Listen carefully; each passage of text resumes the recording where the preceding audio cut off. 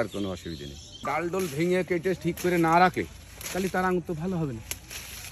এখন এক শ্রেণীর মানুষ আছে, সে আঙুর বাগান করেছে, তার টার্গেট হচ্ছে সামনের বছর অসংখ্য ডাল নিয়ে কি করবে, চারা তৈরি করবে, সেইটি এই ডাল কাটবে না, না কাটবে তার আঙুরও ভালো হবে না, আবার সে চারার ব্যবসাও করতে পারবে না ইচ্ছা করলে।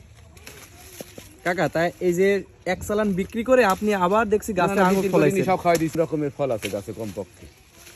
এটা হচ্ছে এই আঙুরের গাছ ছাটলেই ফল আসে, কেউ যদি দয়া মায়া না করে এভাবে ছাটে তাহলে নিয়মিত ফল আসতে থাকবে।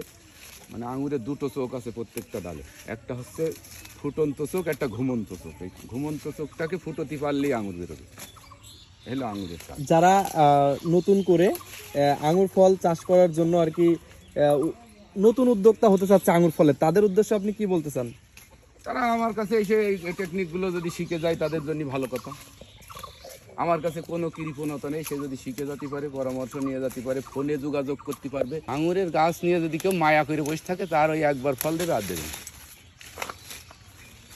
আঙুর ফলের চারা রোপণ করার একবারে সব থেকে ভালো সময় কোনটা, কি মাস যদি একটু বলতেন? এটা বর্ষাকাল, যখন মানে কঠিন বর্ষাকাল বাদে সবসময়ই সময়। বর্ষাকাল বাদে, তাই তো? মানে এটা বর্ষাকালে একটু কষ্ট পাই গাছগুলো, তাছাড়া আর কোনো অসুবিধা নেই। তুমি তার জমি সে তৈরি করে নেবে সারটা দিয়ে, জমিতে খাবার তৈরি করার দায়িত্ব তার নিজে। আমার মতো করে করছি তো আমার এই পরিমাণ ধরেছে, কারো বাগানে এখন নাকি ফল নেই, আমি তো আর ভিজিট করে বেড়াতে পারছি না, যারা এসে দেখছে তারা। শুধু এটা না, যারা বিগত মানে পাকা ফলের সময় আসছিল তারা অন্য বাগানের ফল খাওয়ার পরে, আমার ফল খাওয়ার পরে বলেছে বেশি স্বাদ। এখানেও একটা কেরামতি আছে আর কি, ওই যে আমি জৈব সারটা দিয়ে মোটামুটি আমার ওই এই মাটিটা হাত দিলেই বোঝা যায় কী পরিমাণ জৈব সার আছে। আমি রাসায়নিক সার একেবারে কম দিই, মানে এইটুক জমিতে আমি 5 কেজি সার কোনোদিন একবারে দিই। যদি আমাদের কাছে জানতে